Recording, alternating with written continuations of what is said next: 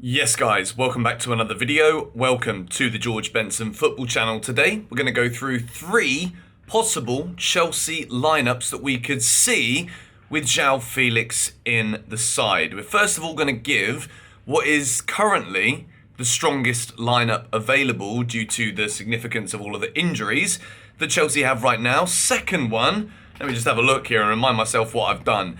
I've gone with different formations, and then I've also gone with what I think the best 11 could be between now and the end of the season with João Felix in the side, with players to still come back from injury. Because, of course, we got plenty of bloody injuries. João Felix is a Chelsea player.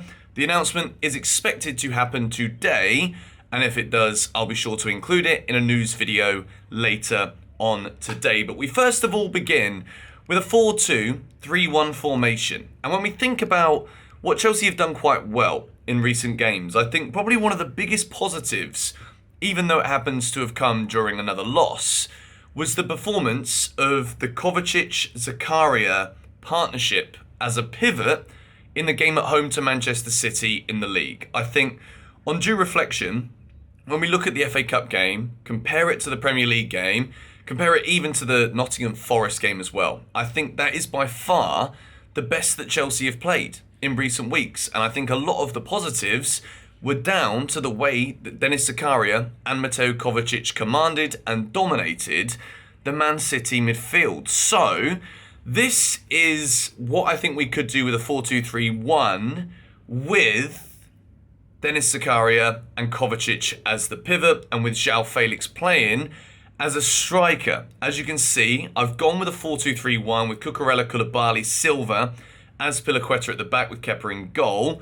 Then you've got that double pivot. You've got Ziyech on the right, which might well be something you see throughout this video.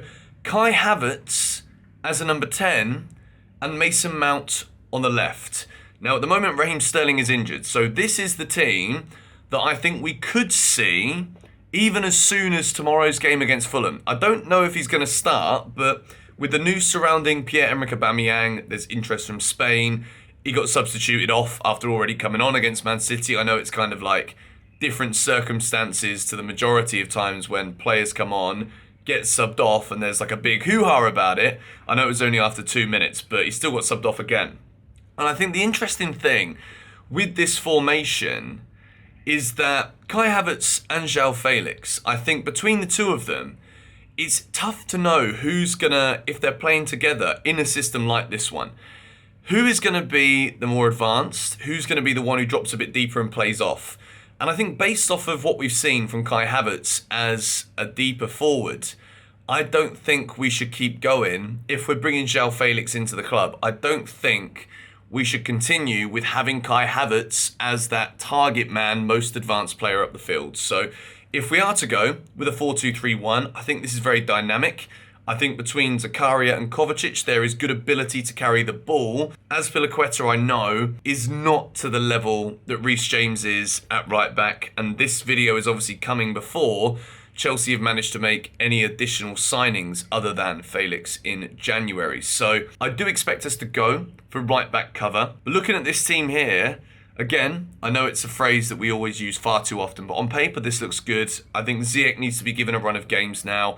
We don't have that many options in the wide areas anymore due to the injuries of Pulisic and Sterling in the same game. And I think using Kai Havertz as a number 10 with somebody ahead of him would get him involved a lot more. I think we'd see him dropping deeper. I think Mount can be more effective if he comes in from deep. He's not really being used as that man to play the final pass often enough. So I think we can see Mount drop deeper as well.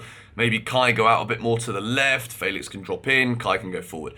I think it's dynamic. And I think that is, considering what we've got available to us right now, a decent option. We've then got a 4-3-3, and I've made a few changes here because even though we're all saying like we're not got enough players, we're not good enough, we got this, we got that, I do think as a midfield three, this one works a bit better. I think I've gone with Lewis Hall, Badiashile, Thiago Silva, and Chalobah. You've obviously got that French-speaking connection in the back line between Badiashile, Thiago Silva. I've gone with the lineup with Lewis Hall in it because I genuinely just think Lewis Hall is as good as Cucurella. I think going forward, I think he's useful. I think defensively he's very smart. I think Cucurella, at times when he's going backwards, is not as effective as when he's trying to just bomb forward. We saw it in the league game, first 25 minutes against City. He was brilliant. He was trying to advance, trying to get forward as much as possible. And I think Lewis Hall needs to be given some credit. I think he could well be at a level where we could see him actually start for Chelsea right now. He's not up there as good as Ben Chilwell at this moment in time. I've gone with Trevor Chalobah, also in the right back position. I know there's been a lot of scrutiny coming towards Graham Potter for thinking that everybody can play fullback, but if Chelsea are going to need a bit more pace down that right-hand side, we've seen that Trev's been used potentially in the past as like a holding midfielder.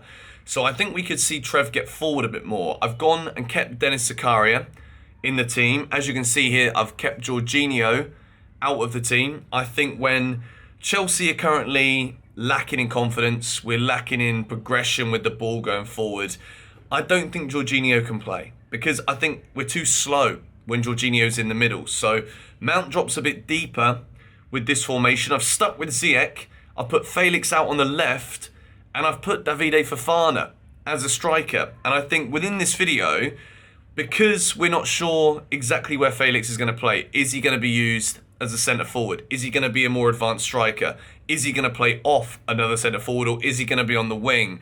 Because he is that signing at the moment where it's like, well, is he actually solving a problem for us, or is João Felix just simply another one of many players in an advanced area that we're going to try and rotate and hope to get the best out of in a string of 2 or 3 games of somewhat form, purple patches? So I don't know what it's going to be at the minute. Fofana has come in. He is more of a proper striker mould. Chelsea might be getting rid of him, which just blows my mind at this moment. Just get rid of Aubameyang. He clearly doesn't want to be here. He's not offering anything to the team. Keep a player who we've just signed, whose dream it is to play for Chelsea, at Chelsea. That would be my advice to Graham Potter and everybody else at Chelsea Football Club right now. So you can see it here. It's a 4-3-3. Mount would more likely be on the left-hand side of that midfield. But I think this could also work. I know it's kind of just like clutching at straws a little bit because nothing's really worked for Chelsea recently. And it is relying on Graham Potter to show up, turn up and bring something different. But this is now, in my opinion, the best available team that Chelsea would have if everybody was fit. And you can see here simply how many injuries there are in this Chelsea side. You've got Sterling out injured, Chilwell's injured, Silva's injured, Fofana, James, all injured, Kante as well. And still, as a result of the strongest available team, João Felix is still up top on his own. And I think that the reason I wanted to make this video is because I want to not only pose the question to you guys, but I want these lineups to show you that unless Chelsea do get an out-and-out striker, the João Felix signing is a massive gamble, because at the moment, there is an argument that Chelsea is signing Felix to try and, lower that responsibility on certain individuals to be the ones that have to bring the goals. The problem is, no one is bringing the goals. You've got 20 goals scored in 17 Premier League games.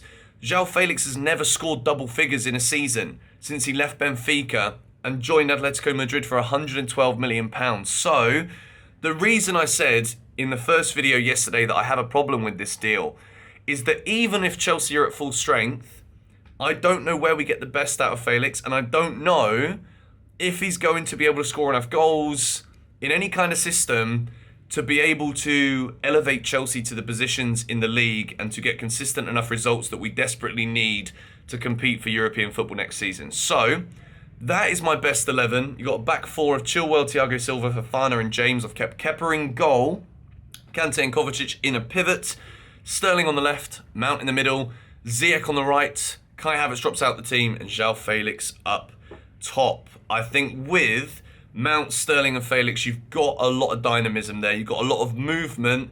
You've got players that can move out wide and players that can then go in the middle, so it's less predictable. You've got that creativity of Hakim Ziyech with the protection of N'Golo Kante and the brilliance of Reece James going forward as well. I think if we can get people fit, then this might be the best Chelsea starting 11 that we could see between now and the end of the season. If you disagree, please let me know in the comments down below. I think whatever happens now, we still need more players to come in through this January window. I think when we look at the injuries, Kante's not expected back till early March. So this team that you can see on the screen now is still a very long way away from ever being close to coming into fruition. Will Potter still be the manager at the point when this is actually possible? Let me know your thoughts on that as well in the comments down below. But yeah, if you did enjoy this video, be sure to hit the like button, subscribe to GBFC. If you are new around here and haven't already done so, come on you Blues.